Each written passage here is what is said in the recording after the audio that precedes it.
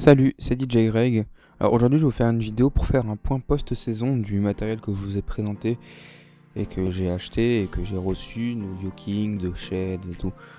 Donc sur cette vidéo, on va faire un point sur ce que j'en pense, si j'ai rencontré des défauts, si j'ai eu des soucis, ce que j'en pense des produits. Donc on va faire un point sur tout ça et on va commencer par les Lear Spot 200 watts. J'ai nommé les Lear Shed. Donc ces Lear Shed, j'en suis globalement ravi. La puissance est suffisante. Je pense pas qu'il y ait besoin de plus pour la plupart d'entre nous de DJ. Elle manque peut-être un petit peu de vitesse sur les moteurs, mais c'est pas flagrant ni quoi que ce soit. Le tilt il descend pas assez, mais ça je l'avais déjà dit dans la vidéo de présentation, malheureusement c'est l'un des plus gros défauts qu'on peut leur reprocher. Je les ai utilisés beaucoup sur certains light shows à la maison, en presta. Là surtout au mois de novembre j'ai fait une salle qui faisait pratiquement 45 mètres de long. Le faisceau était dessiné dans toute la salle, le gobo était bien visible au fond de la salle. Il n'y a vraiment pas de souci niveau puissance, je pense qu'elles suffisent pour la plupart d'entre nous les DJ. À condition de les fixer soit sur un pont, soit de les poser sur des totems de maximum 1,50 m.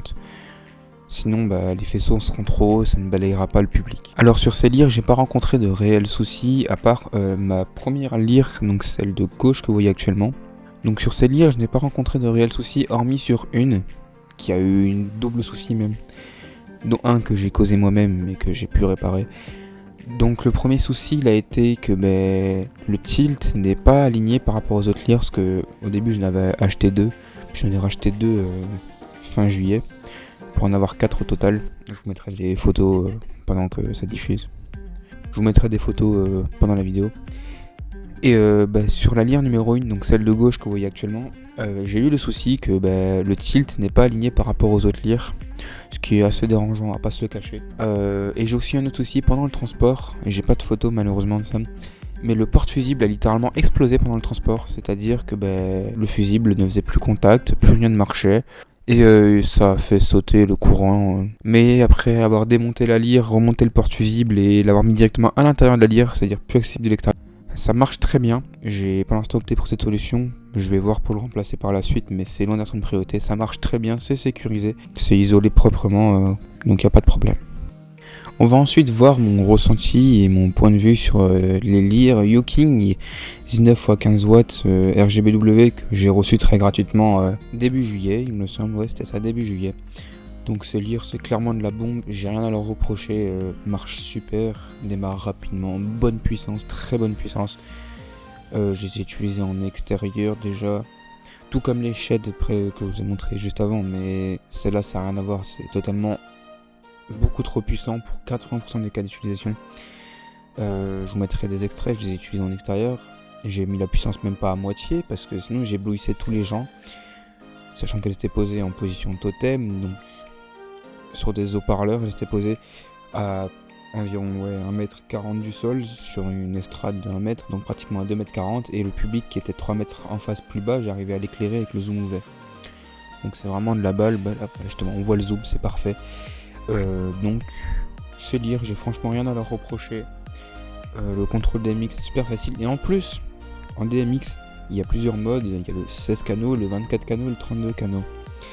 Et il y a plusieurs modes parce qu'en gros, comme on pourrait le voir là, on peut y voir 3 ronds sur la lyre de couleur, j'essaierai de vous l'illustrer. Et en fait on peut modifier la couleur indépendamment, et j'ai trouvé comment faire avec le mode le plus simple, donc qui ne le permet pas de nous-mêmes, mais avec des programmes prédéfinis, et je vous montrerai ce que ça donne parce que c'est vraiment énorme, donc je vais vous mettre des extraits. Et franchement j'ai rien à reprocher à ces lyres, c'est vraiment les plus gros produits que j'ai, et c'est vraiment de la...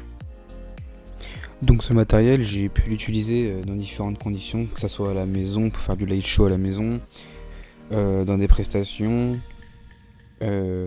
pour l'anniversaire de ma soeur j'ai pu utiliser du matériel. Il y a des images juste après, je vous dirai. Donc là il y a le laser aussi, mais celui-là je fais pas encore de point dessus parce que ça fait pas longtemps que je l'ai, ça fait depuis seulement mi-septembre, à l'heure où je fais cette vidéo, on est le 14 novembre.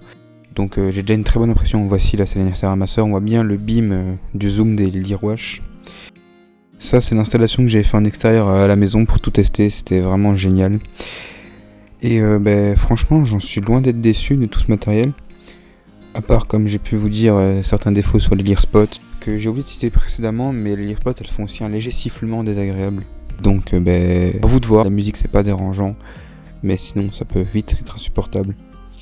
Ce kit lumière, je le recommande à toute personne qui souhaite s'équiper pour peu cher. Si on comptait tous les achats, donc câblage DMX et les 6 lyres, on pourrait compter environ 1000 € je pense. J'ai pas fait exactement les calculs, mais moi j'ai réussi à choper des bons plans. Et voilà. Donc suffit de pouvoir les piloter en DMX pour avoir un bon rendu, parce que si on laisse tout en mode automatique ça va être horrible.